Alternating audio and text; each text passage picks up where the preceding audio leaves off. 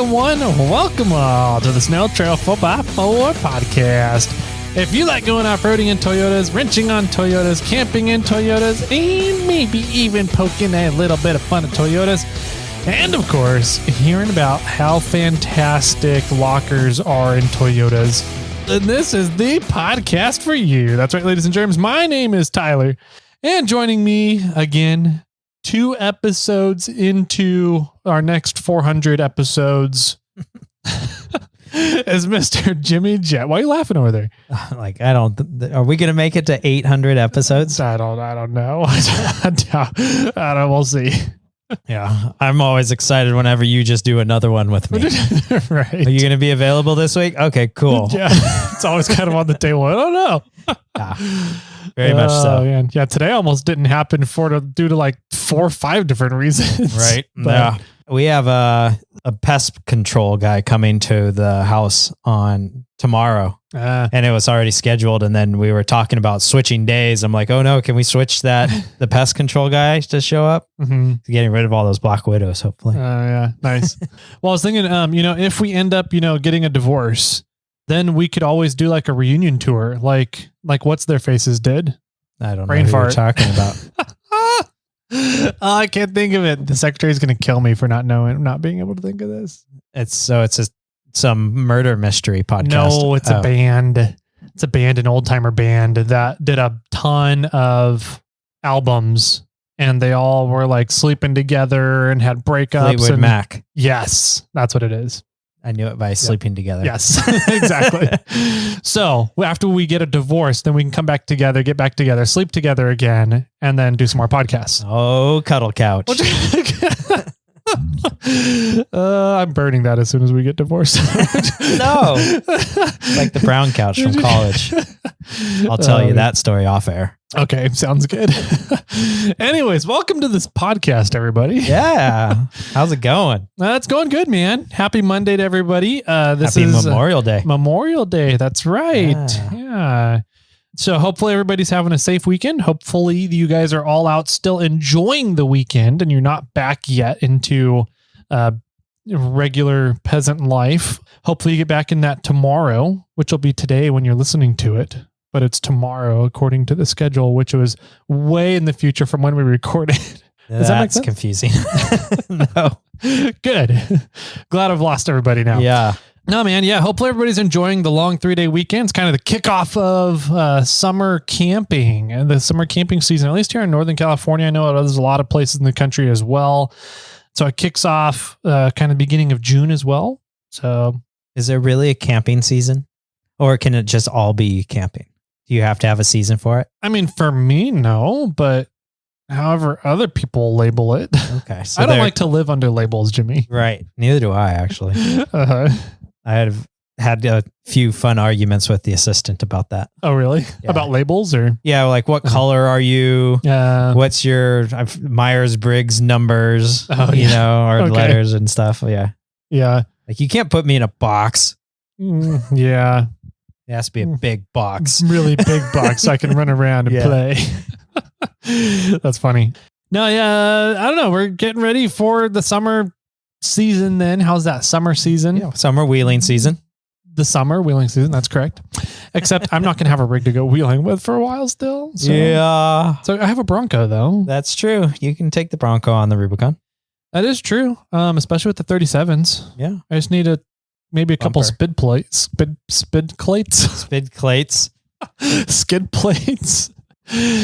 just need a couple skid plates, but I can make those out of a couple of snail armors. Just zip tie them up there. Yeah, aluminum ones. Yeah. Okay. Doable. Yeah. You can double them up for all I care. So yeah, man. I don't know. It's gonna be interesting this year with the Bronco. We have one camping trip planned. I think we're gonna go up into Mendocino though, so that should be fun. Oh yeah. I want to go. I was just mapping a trail out there with ReRim. Oh, I think it's July 1st or June 1st weekend. That's like a few weeks. Yeah. Wow. No, that's like Memorial Day week. Yeah. I don't know when it is. That third. If that third's that Saturday, but I have. That's when it is. The third. My buddy Joe's wedding reception is that day. Oh, congratulations to Joe. Yeah. I didn't get invited. No, he doesn't like you. I knew that. Yeah, we're getting ready to plan that trip out. We'll go have some fun. Ford Bronco, just released their new heavy or severe duty tie rods. Oh, and severe duty steering rack. Okay. Yep. To go with the Raptor? To go on the Raptor. It's essentially the one that the Raptor is getting, but it can fit in any like 21, 22 Bronco and later. Oh, that's as well. Very smart of them. Yep. So it's backwards compatible. So if anybody like me is concerned about tie rods and steering rack issues with the Bronco, Ford just launched that. So look it up. There's part numbers out on the internet. You can get them from the dealer. Dealers want like $1,500 to install them though, which isn't too bad. But the big thing is that they have to reprogram your ECU for the different steering rack apparently. Oh, so they have to do it. So the you can't do it yourself. Not unless you have a Ford programmer at home. Right. I wonder what would happen. I wonder if the steering rack is larger. Yeah, I don't know. I don't know why it needs to be reprogrammed. I'm guessing it more fluid or something. So, and it's measuring fluid flow or fluid pressures. I don't know. Yeah. No, I don't have that answer either. Mm-hmm. There's got to be there's something different about it besides just being beefier. Yeah. So, which is why it would need to be reprogrammed. Mm-hmm. You could probably do the tie rods yourself, but then, but I was thinking, I'm like, man, it is a messy job to change a steering rack. Yes, it is. It would almost be worth it to have somebody do it for $1,500. Yeah. And since they have to reprogram it, it's probably definitely worth it. Mm-hmm. So, I'm thinking about going and looking at the tie rods. The tie rods actually look pretty decent. So I may do that immediately anyways. That way, at least I can keep the factory warranty. Okay. So I'm pretty sure if you put the steering rack in, it avoids the warranty. I think if I install it, the steering rack. Yeah. But at least the tie rods, it's like, you can't, how do you fuck up putting in tie rods? I don't know. I'm sure somebody can. That's true. I wouldn't put it past some people. Mm-hmm. So anyways, that's a fun little update on the Bronco end for people out there. We're coming up near the end of the month here, which means you guys only have to the end of today. Is today Memorial? No, a couple more, Today 2 more days. Is Memorial Day, but Today's it's not Memorial the Day. end of the month. We still have until, what is it, Wednesday? Thursday, whatever it is. A few more days here. Wednesday is the last day of the month. Perfect. So you guys have until the end of the day, Wednesday, to get in for the 2 PSI Pros from Morphlate, the 2 compressors that we're doing for the giveaway this month. Yeah, those are going to be fun. I'm excited for those, and we're really going to be hitting, you'll start seeing those pop up all over the internet here. Oh yeah. Very shortly. They're going to be everywhere, which is going to be awesome. We also are going to have a giveaway for June, but we'll announce it on Thursday's episode. Cool. Are we going to announce all the details of Power Tool Month on Thursday's episode, or just like the first couple? I think I don't know, but I foresee us at least talking about the monthly giveaway so that people know what they can get into, and talk about that week's giveaway. I don't know if we'll talk about everything else though. Okay. Maybe we'll talk.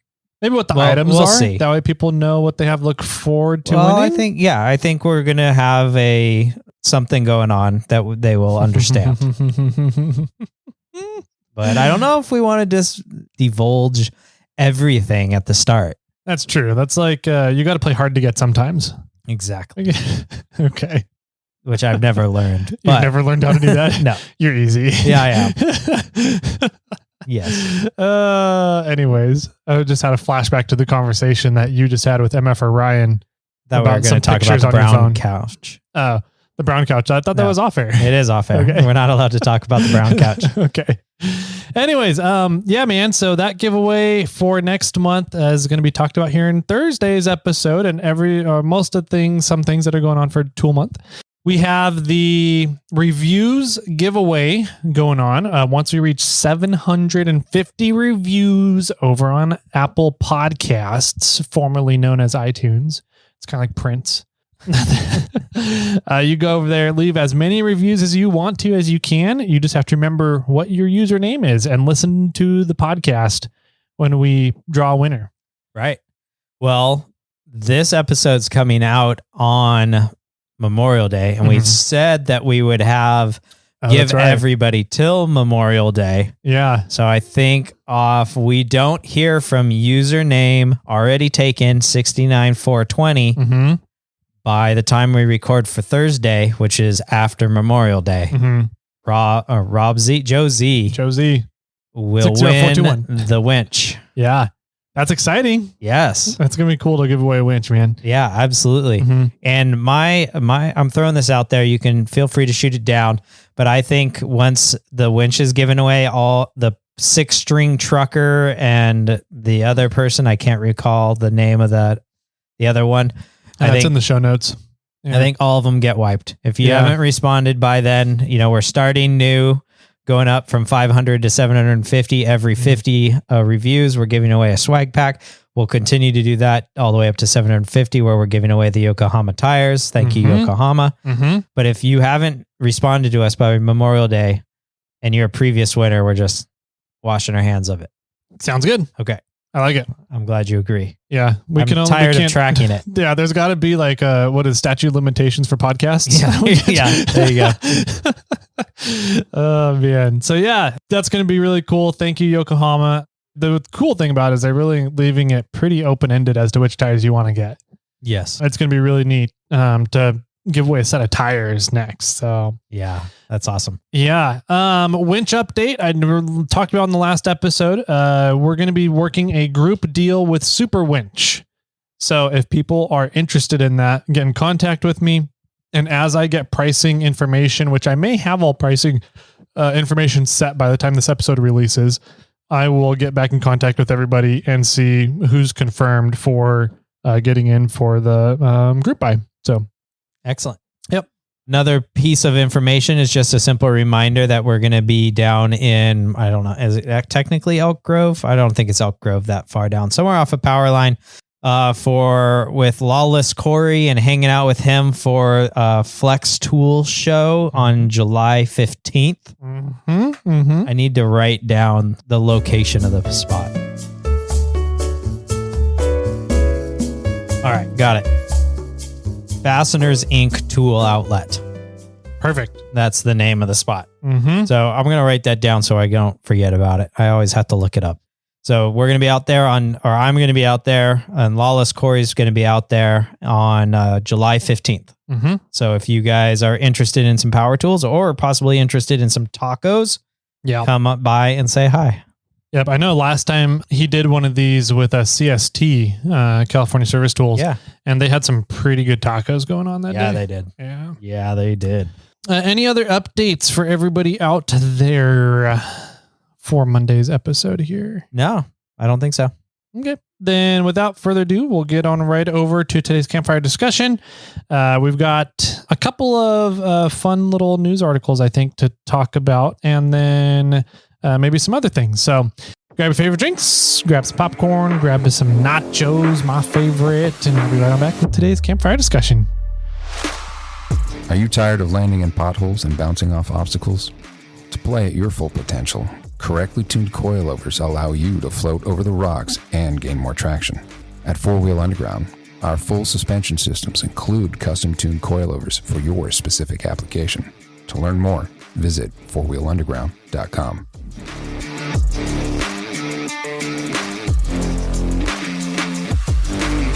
Welcome back, ladies, gentle ladies, kiddos, boys, girls, land sharks. Random. That's what we call the dog in here. He's a land shark. Who? Bandit. He's a land shark? Yeah. Oh, okay. I get it. Oh, man. Anyways. So what's a Sharknado? That's when Bandit, that's when the UPS guy comes by. And the land shark goes crazy? Yes. I got it. Yep. Yeah, man. So today's topic is an interesting one. I know that there's been a lot of talk about it in different industries, different people in California. Okay. I've had a lot of concern about it just because I know kind of what goes on up in the hills during winter. Yeah, okay. During winter time. Now I know where you're going. I'm like, what are we actually talking about today? Yeah. So California passed a law that starting in 2024, small engines are no longer going to be allowed to be sold. Okay. Well, how small? Like under, well, that was the question, right? Yeah. They said that it was going to be 2-stroke engines. Okay. Mainly. So like all 2-stroke engines were like going bye-bye in California. Okay. So they're still smart cars then. It's still smart cars. They're 3-stroke. I'm just kidding. No, they're 4. That's a rotary. Yeah. I know. So that was the thing, is that there was a lot of confused information going around of people who were like not knowing what is going to be legal, what's not going to be legal. Is it going to be legal to own them? Is it going to be just illegal to buy them? Is there going to end up being a black market for chainsaws? What is going on here? Like, yeah. Okay. And so the thing that really got people riled up was the ban on electric generators. Yes. Gasoline generators. What was the prop number? Do you remember what I don't remember what it was. No, it doesn't say. Okay. What the prop number was that passed for that. So our wonderful governor Newsom signed a proposition or led a rule I don't or think something. Newsom did this one. No? Newsom did the 2035 initiative for electric vehicles. Okay. Yeah. This one, I believe, is strictly a CARB, California Air Resource Board rule. Interesting. Yeah. I don't know how government works. So I would assume that he would probably have to sign off on it regardless, and CARB can't make that I don't know. rule alone. CARB is a fucking powerful organization. They are. Like what CARB, I don't want to say controls the EPA, but everything that CARB does, the EPA follows for the most part. Yeah. So what we're talking about though today is the rule that was made that's going to be happening in California in 2024, January. Yep. January 2024. So then on the new year, there's a lot of confusion around whether you're allowed to have a small engine, whether you're allowed to sell small engines, what's the deal with that? What is a small engine? Where does the line get drawn? So I think we're going to cover a lot of that today and try to clear up some of the confusion and make a lot of people mad. Probably. Yes. Because we're not happy about it either. I'm not super thrilled. I mean, I get why they're doing it. And it actually is fairly reasonable. Since I've read through it now, it's fairly reasonable. And I still don't know how I feel about it just because we have such a we have a very diverse state with very diverse climates. Yes. And I think that I believe that this should not be a state rule. And I'm going out here because I'm jumping way ahead. I don't believe this should be an entire state rule. I should believe that it should be left out to the counties. I would like to see this rule kind of implemented the same way they do with smog regulations, because everything that CARB does is based around the health of our air per county. Yeah. And so they do air index evaluations of, how healthy or clean or unhealthy and dirty is air quality in counties. And if the county is above a certain level on dirtiness, then there's smog laws and you have to get your car smog. They have smog regulations. In my opinion, this whole thing that we're about to get into, in my opinion, that should be tied to those same kind of counties. And I agree. And if counties have cleaner air and they typically don't require smog regulations, then they shouldn't need to go through this, because typically those are the counties that are also in high elevations that need to use gasoline powered motors during frozen winter times. Sure. And I 100% understand what you're saying, but my county that I live in, which is different than the county we're currently in. I live in Placer County. Placer County has one of the bigger cities in Sacramento, metropolitan area of Roseville, probably has like 100,000 people, 80 to 100,000 people in it. Right. But then that county goes all the way to Nevada. I didn't realize Placer went all the way to Nevada. Wow. Yeah, to the state of Nevada. Wow. It touches the state of Nevada. Okay. So anything outside of Roseville. Placer County is on Tahoma. Yeah. Okay. Right. And pretty much anything out of Roseville, because it goes like Rockland, Roseville, or it goes Roseville, Rockland, Loomis, Penryn, Ophir, or Newcastle, Ophir. Then Auburn's up in there, which is a fairly decent size. Mm-hmm. But then it goes up the hill to Colfax, and we're getting into really remote, smaller areas. Yeah. And so even that county, which is on the smog law, is the most strict for that county. But that county has a lot of really rural areas in it. That's a good, interesting point. But I do agree that it should, like, because a lot of the counties that are strict, which is like the Bay Area and Sacramento and Los Angeles County, they are the ones that should be put on these electric requirements, where a lot of the counties that are more rural, Northern California and anything like not on the coast, should still be able to use 2 strokes. Yeah.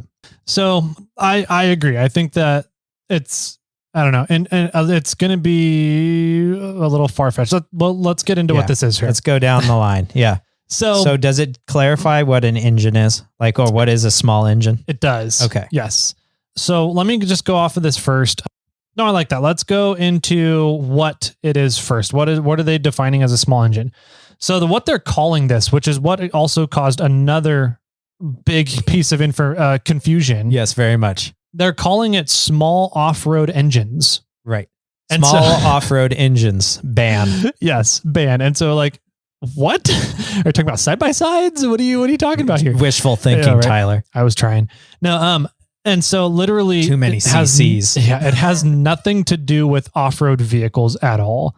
They're literally just talking about any engine that is not used in a vehicle on driving streets, and like they're small engines though. So anyways, they shouldn't have said off-road. They just said small engine. Small engine, yeah. Small combustion engine regulation or something. Or 2-stroke. Yeah. So what this says small off-road engines, SORE, are spark ignition engines with rated power at or below 19 kilowatts or 25 horsepower. Okay. The regulations require new engines to be certified and labeled to meet emission standards and other requirements, which is pretty much zero emissions. Yeah. So if you are manufacturing and selling, or if you are buying and reselling, so you're like a retailer, any engine that is 25 horsepower or lower, pretty much it needs to be certified and labeled to meet the new emission standards from CARB. Typical equipment that uses these types of engines includes lawn and garden equipment, portable generators, and power washers are the most common. Okay. So which engines are not subject to the regulations? Yeah. Engines that use diesel fuel. Oh. And engines that are used in stationary equipment, including standby generators, aka like a big Generac home generators kind of thing, are not subject to the regulations. Federal law preempts states from regulating new engines which are used in construction equipment or vehicles, or used in farm equipment or vehicles, which are smaller than 175 horsepower. So a list of preempt equipment is available. So federal law keeps states from saying you can't run your welder, your portable welder that's like built into your truck bed kind of thing, because it's it's construction equipment. Got it. Okay. That makes sense. It's built into the vehicle, right? So what are requirements for wintertime engines? And so engines used exclusively to power products, which are used exclusively in wintertime, such as snow throwers, snow blowers, ice augers, at the option of the engine manufacturer, do not need to certify or comply with the emission standards. Interesting. Okay. So how do you deem something as strictly winter? If it has no use during the summer, like there's no intended use, like I'm assuming it means you have to be using it for snow or ice. Interesting. Yeah. Yeah. Because I would argue that a lot of people have generators strictly for winter. I would agree. Yeah, because you're way more likely you're going to see power outages up in the hills during wintertime because trees come down on power lines all the time in the Sierras. So I would argue that a lot of power generators out there are stationary winter equipment, according to this rule. Not now in California, that's changing because now we have rolling blackouts in the middle of summer. But exactly. Thanks, PG&E. So this one's the next question that shows up is what about the existing equipment? Okay. So this kind of goes into, are they going to regulate existing equipment that you've already purchased or was manufactured before 2024? Yeah.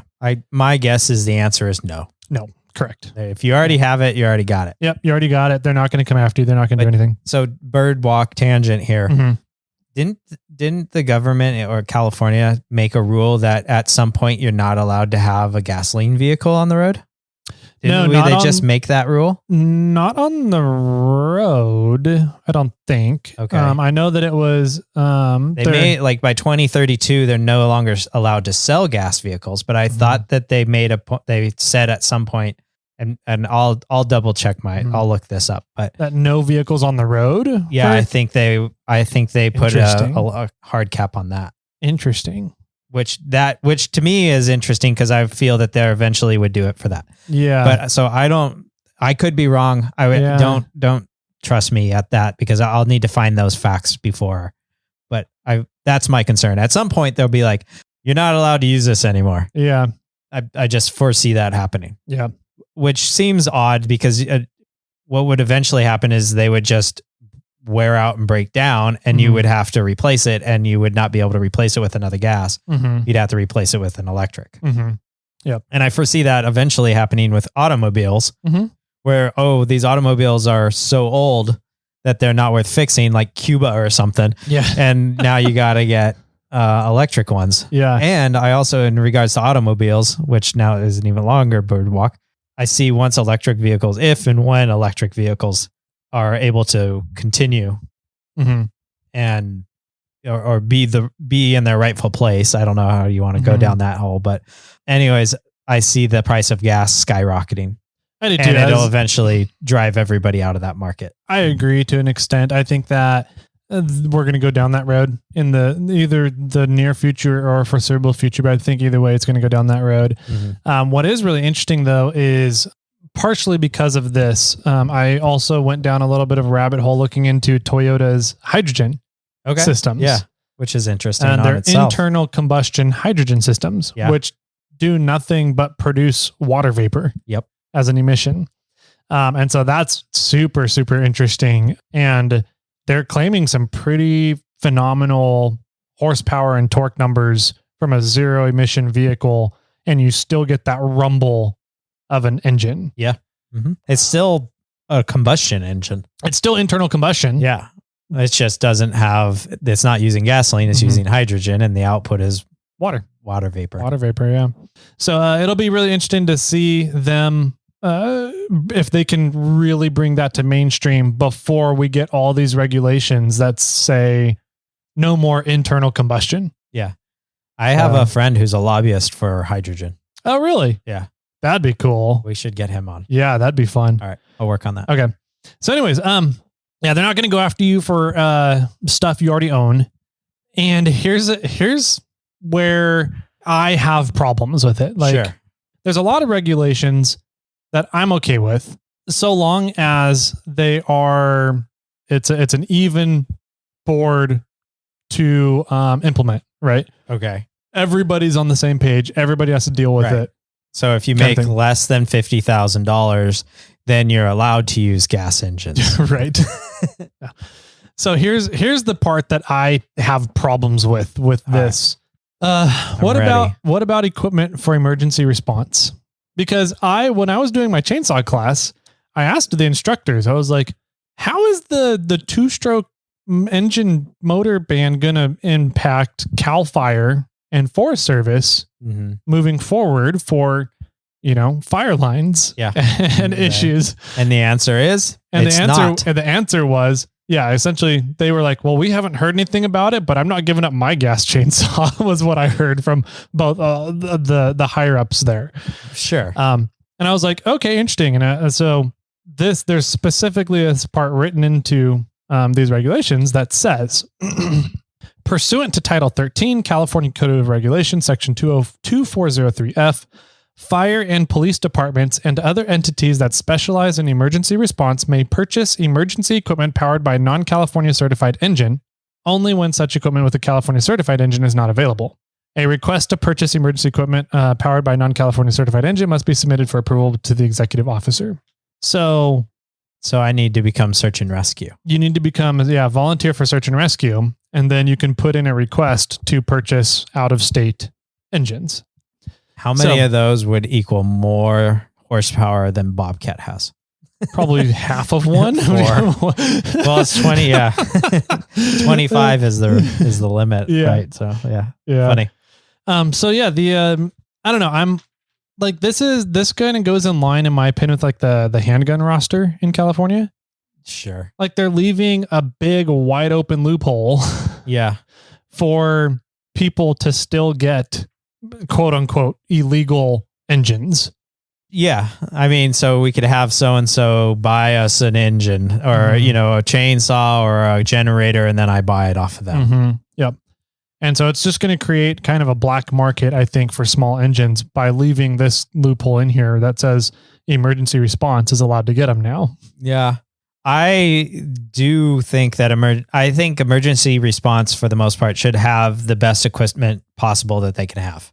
100%. I agree. I don't want emergency response saying, sorry, I can't get to you. My batteries ran out. I agree. So, but that should be then kind of realized as a problem, that there's a problem with the technology still. Yes. If the technology can't be implemented as across the board, then I think that there's still a problem with the technology, and it shouldn't be forced on people.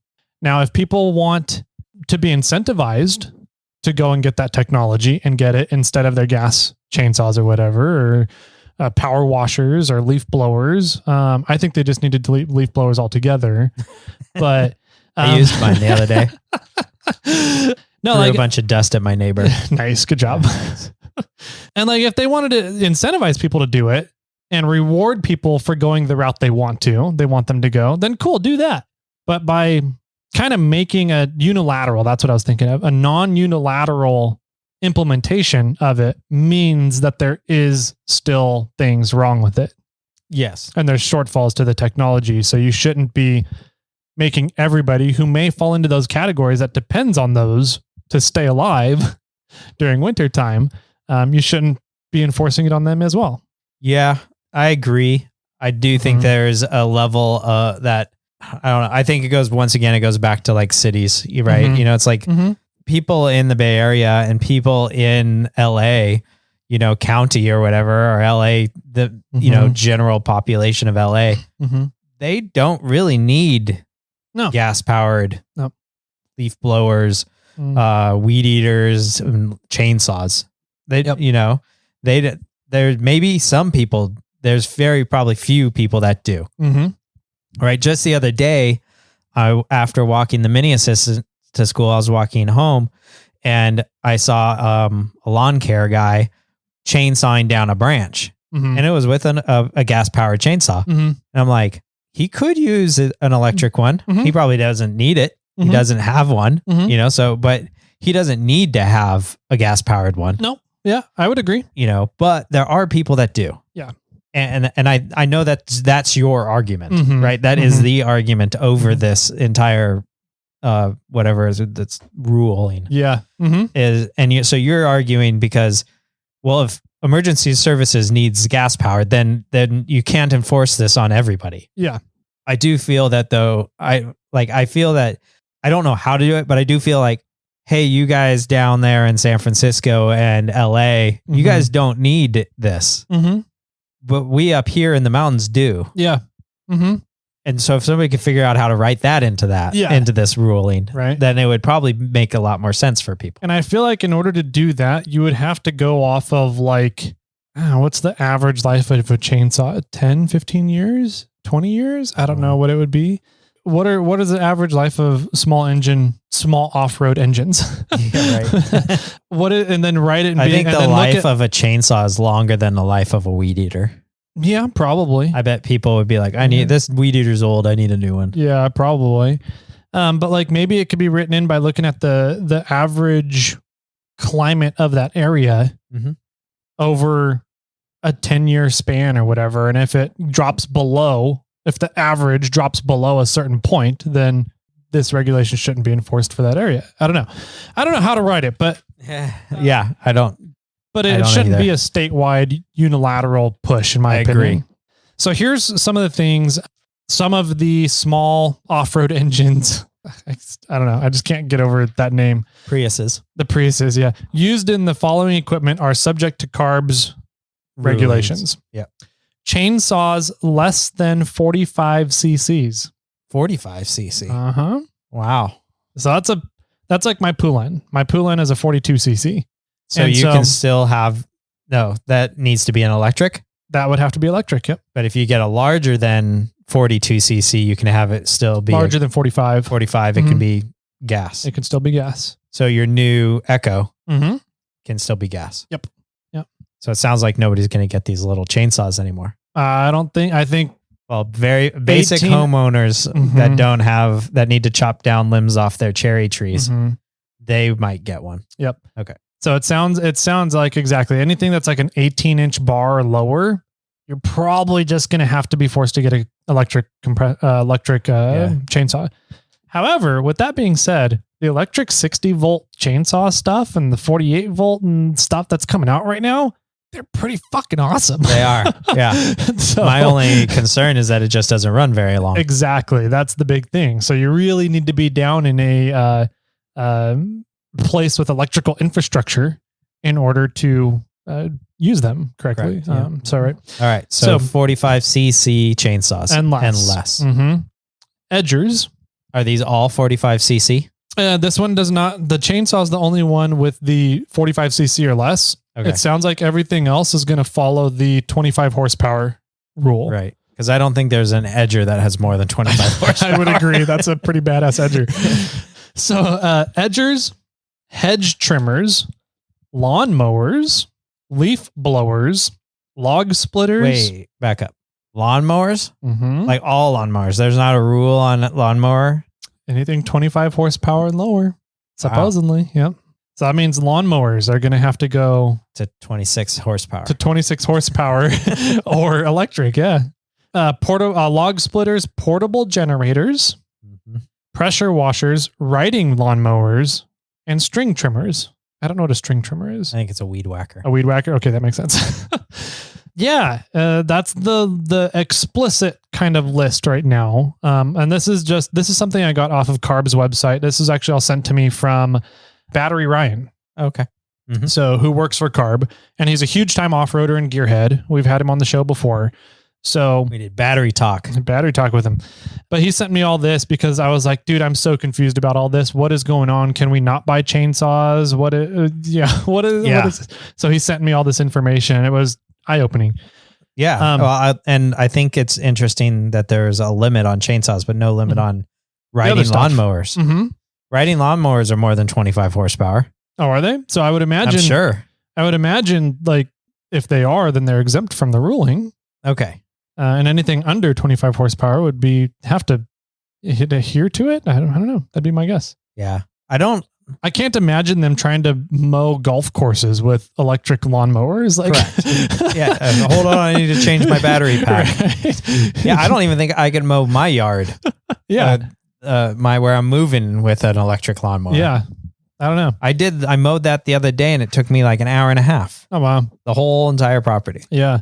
So yeah, I mean, it's interesting, kind of the stuff that's listed here, and the lack that the only one that has clarification on the size difference is chainsaws. Right. So chainsaws was a 42 cc, 45 and 45 lower. cc. Mm-hmm. I wonder if chainsaws are not measured in horsepower, if they're only ever measured in for the CCs, that's their liters. main CCs. But like my Echo is, I want to say 5 horsepower, and it's a 60 cc. Yeah. I'm not smart enough to know what they're different measurements, right? It's like the horsepower is like strength and power, and the CCs are liters. It's like how large the engine actually is. They're not your displacement. Yeah, they're displacement. They're not technically hand in hand. Mm-hmm. Mm-hmm. And I know 42 CCs is 0.42 liters. Oh, I didn't know that. Yeah. Okay.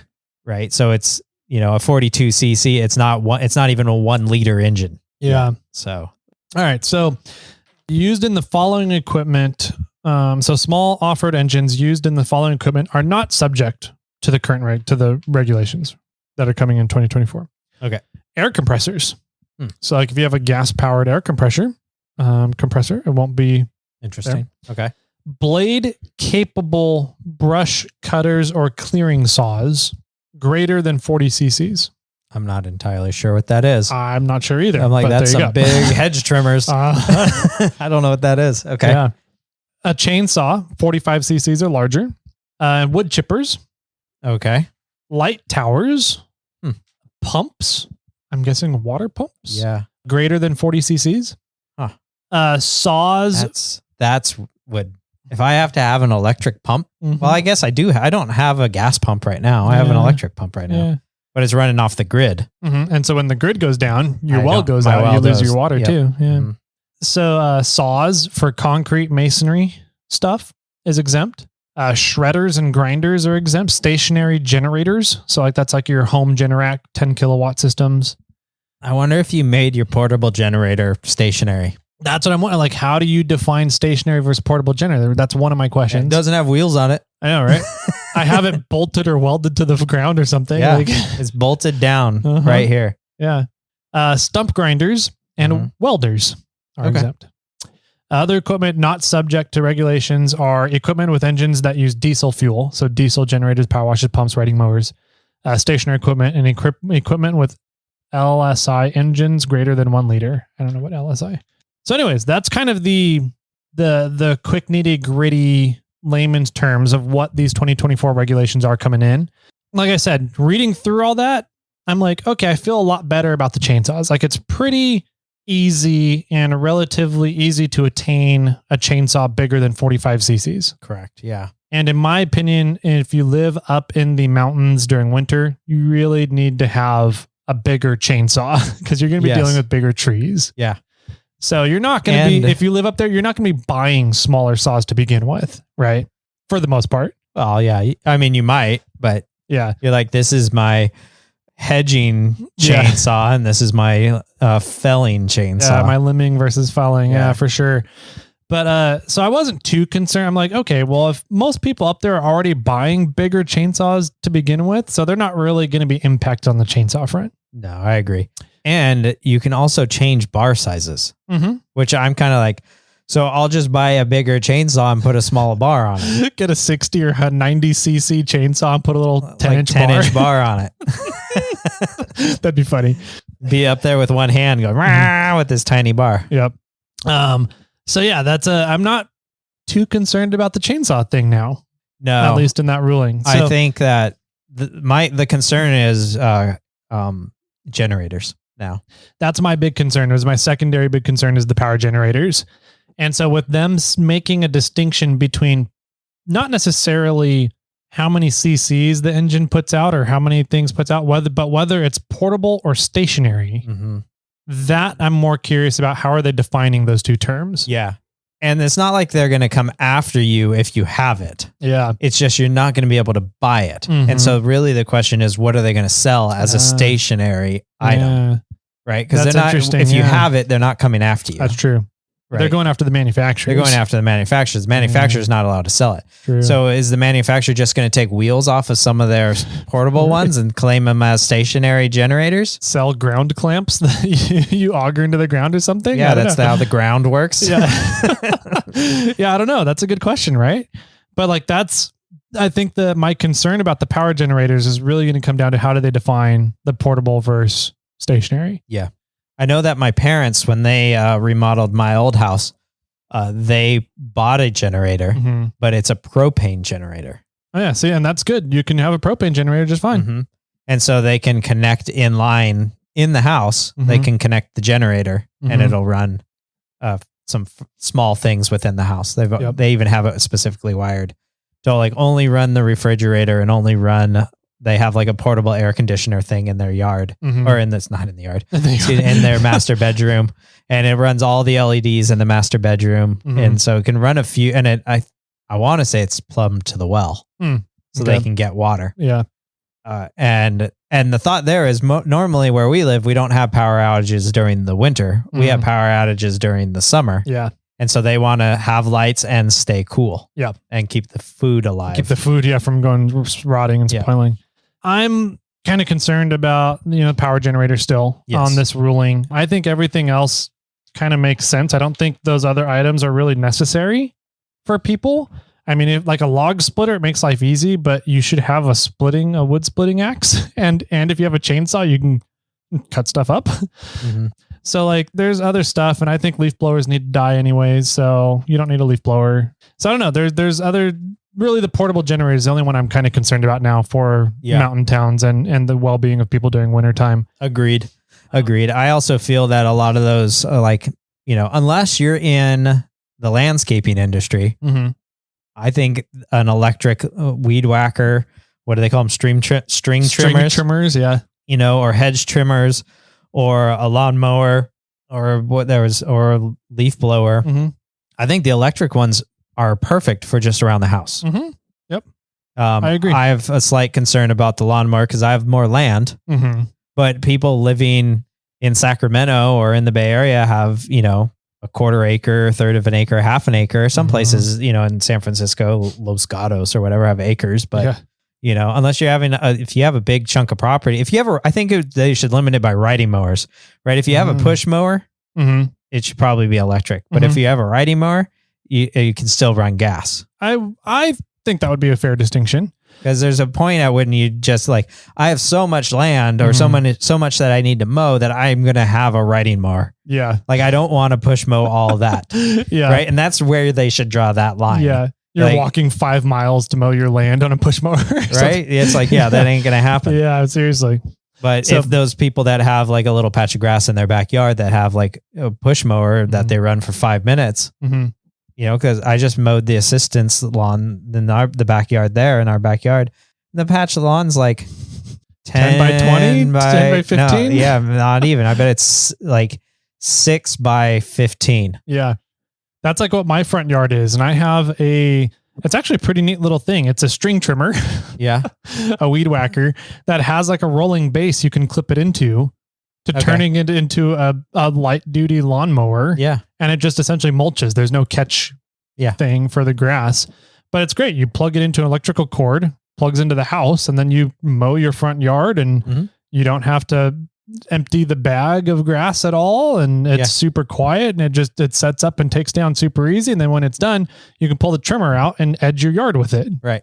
It's actually a pretty neat little thing. And I at first I was like, this is stupid, but I'm like, I kind of like it. Yeah. Not having to deal with oil and gas, refilling a gasoline engine in a push mower. Yeah. And I think unfortunately in this ruling that, it's a lot of, it's a lot of bureaucrats that live in a city that are making rules for the rules against the rural area. Does that make sense? It does. They're not taking it into an account. They're taking some things into account, but I don't think that they're taking a lot of things into account for what the disasters that we've had. Like they should take this year for an example and go, would people have survived if they didn't have a generator? Mm-hmm. Yep. I think that's a very legit thing. Or would people have survived if they didn't have chainsaws? I mean, that's not really a concern now, but right. I'm taking chainsaws off this list now that we know power that generators. For sure. Rule on how large if it's larger than 45 cc's, then you can have a gas powered chainsaw. All right. So now that's a great little segue there. Okay. So I'm going to read you some stats of what CARB has measured over the years. Okay. For emissions from small engines. Interesting. Small off-road engines. Yeah. I've already have questions. So okay. So here we go. Yep. So it says, what are small off-road engines? They're spark ignition engines rated at or below 19 kilowatts, 25 horsepower. Engines in this category are primarily used for lawn, garden, or other small off-road equipment, which again, that's not really meaning off-road the way we use it. The population of small off-road engines in California, 15.4 million, is similar to that of light-duty passenger cars, 14 million. So there's roughly 14 million light-duty passenger cars in the state of California, and there's 15.5 million small engines. Yeah. I'm shocked with that number, but I am there's too. more. And I kind of get it. Like, a family has probably 2 cars on average, or maybe even less on average. But but they probably maybe have a leaf blower, a weed whacker, a lawnmower, a chainsaw, right? So they have and a power washer. So they have 4 items of a small engine. I don't fall into that category. I don't either. All my stuff's electric. Yeah, except for the lawnmower. Yeah. So that was an interesting stat. As of 2021, 61% of small engines are used in residential lawn and garden equipment. Okay. 8% I would have thought it would be even higher than 61. I would have too. 8% in commercial lawn and garden equipment. Oh. And then really? 11% in federally regulated construction and farming equipment. And then 20% in other equipment types, e.g. generators, pressure washers. So wait, do the first 2 again. 61% is residential lawn and garden equipment. And 8% is commercial? And 8% is commercial, according to them. I disagree, but they're the ones doing the study. Right. I would think that there's more people getting their lawn. Well, I would almost argue that I have no way to back this up, but there's it's almost 50-50 for people getting their yards done by some entity or people doing their own.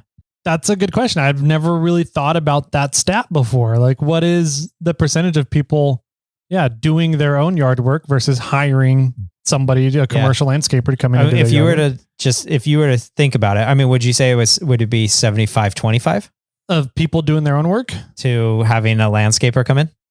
That's a good question. In California, there's so many HOAs, and a lot of times an HOA will hire 1 or 2 landscaping companies to come in and manage all the landscaping around an HOA. So that covers chunk of people, 500 houses. Yeah. And think of, there's a mass amount of density within these rural areas compared, or within the non-rural areas.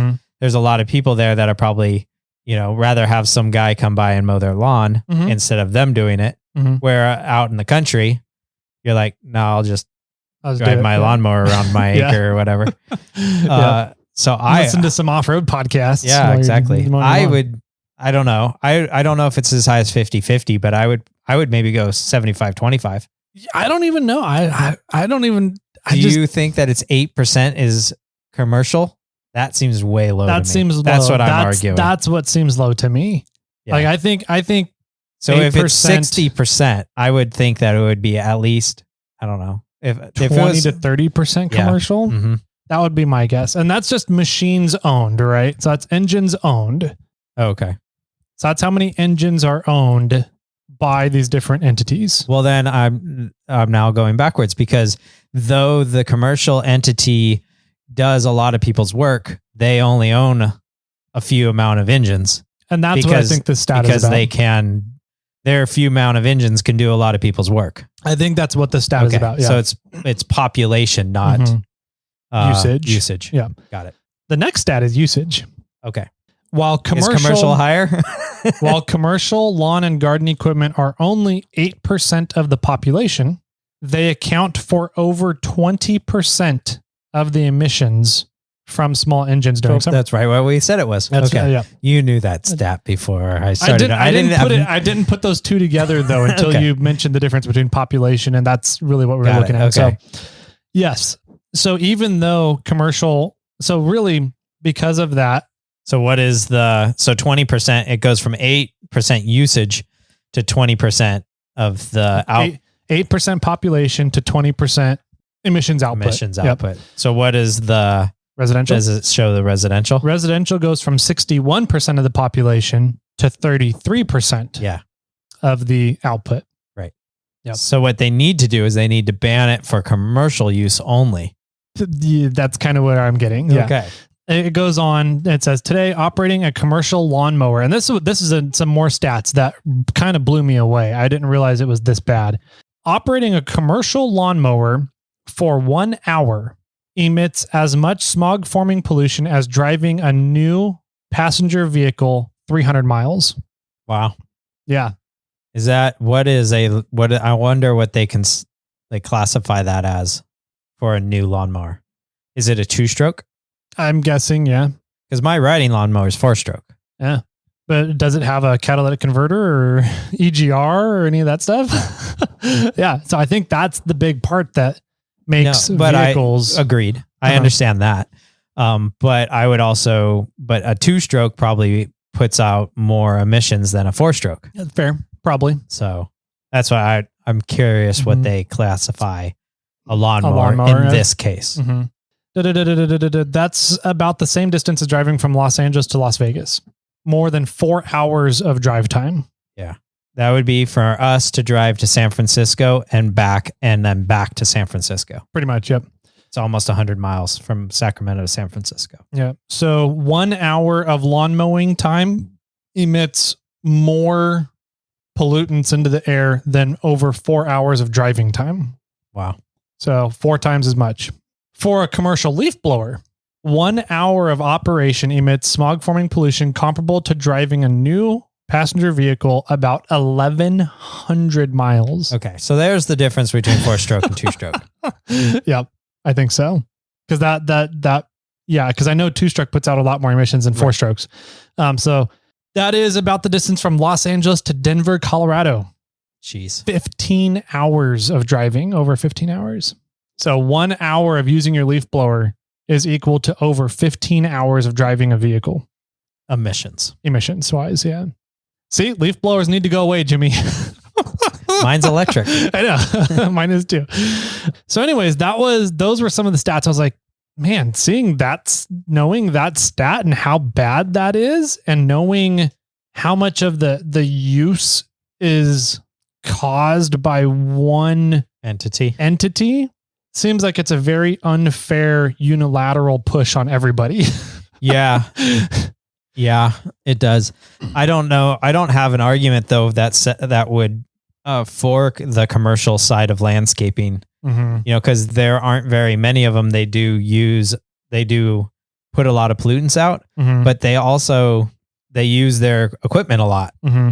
So I think it's hard for me to, it's somewhat hard for me to tell them that you should be using electric when they would have to have all kinds of batteries. Yeah. Because they use it. They're actually using it. Totally. And they are. And I think that while I don't think the technology is necessarily there yet, we got to see some items from Ego. Yeah. Ego that had electric battery pack backpacks. Correct. That would give you a massive runtime. Yeah. For electric lawn and garden stuff. I agree. Yeah. And so I just think that I think it's a problem that's not widely solved yet, but I think it's totally solvable. I think it's getting there. Because they're also, if you think about it, commercial lawn and garden companies are driving around with these massive trailers to carry around all their tools and stuff with. True. They can have charging stations and charging stuff built into these trailers. And so all they have to do is go swap out a battery. And I just also think that in order to go and buy all this equipment and swap out their equipment, if we as a society want to help reduce these emissions that are 15 times, upwards of 15 times as dirtier than a car, that I think that we should be offering rewards to them for going and swapping out their stuff. Yes. In terms of grants or whatever it is, stipends, something, because it's going to be fucking expensive to swap out, have this massive investment into your tools for your business. And then all of a sudden the somebody comes in and says, you can't get those anymore for your business. But they don't give you any way to refresh and get new tools. That's a bad thing in my opinion. I understand what you're saying, and I get it. I think that it also could be a marketing ploy or tactic by the company that would be, hey, we are 100% green, whatever, however you want to say that is, but we're fully electric. We don't put out any pollutants in the air when we maintain your yard, and we want to keep everything green and blue. Yeah. Or whatever. Yeah. That could also be, you can charge more because now you're doing fully electric and you're not doing gas. And your tools are quieter. They're not going to cause as much problems in the areas. Like you can get HOA contracts, I bet, really well that way, going off that ploy. Yeah. They're not immensely quieter. No. But they are quieter. Yeah. And so I think that you will be able to charge more. because of that as well. Yeah, because of that benefit. And I think that, if companies are moving over, that their cost is going to be higher and all those prices are going to go up anyway. Yeah. Yeah. So it's going to be interesting to see how this develops and come 2024 and see how businesses and people adapt to it. I'm still not sure how I feel about it. I'm conflicted because I don't like the unilateral implementation of it. But at the same time, it's kind of like EVs, right? I'm a big fan of electric vehicles, mainly because I like what Ian Johnson said about them. I just like torque. Yeah. I love torque. Like, it doesn't matter what it sounds like or anything. I like instantaneous torque. But I realized that, you can't get into your Tesla in frozen environments because the door handles get frozen closed. And then there's issues. The batteries don't last as long in frozen temperatures. So something like this kind of ruling, I think, for places that are high density, mild climate areas is a great idea for. Yeah. I don't think it should be put everywhere though. I agree. I don't think that, if you're in a population less than 5,000 or maybe even 10,000, then this rule does not apply to your area. Yeah. Maybe it's a population by city. Maybe thing, population density kind of which thing. Which would be totally happy with me because my new house is in an incorporated area. Does not belong to a city at all. Yeah. So that would be kind of interesting. But I don't know. I don't, obviously there's not a good answer. I do think that we need to make changes and try to keep this world alive to some extent, but it's hard to say like, we're not ready, but so when are we going to be ready? That's another fair point. It's like, who cares if you're not ready? We need to start moving forward. But, obviously there's some bad implications. If we do move forward, there's people that are going to be left behind and have problems. Yeah. So there's no right answer. Yeah.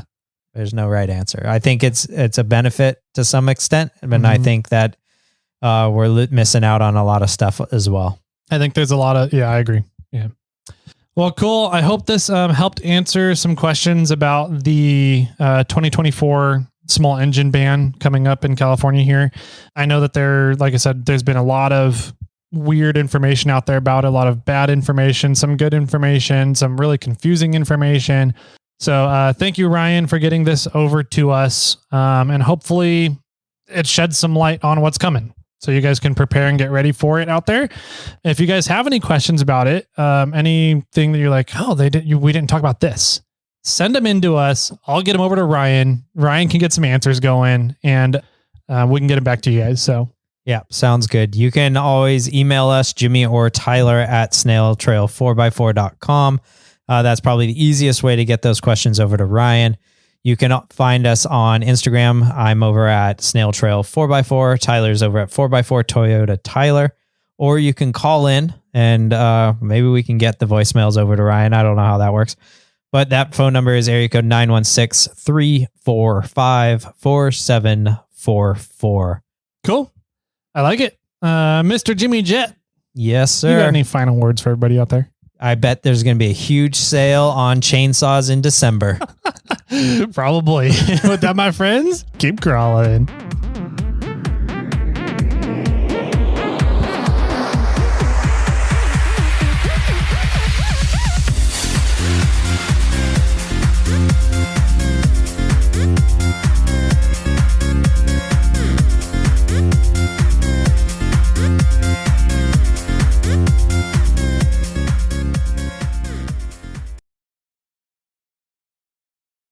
I got one for you.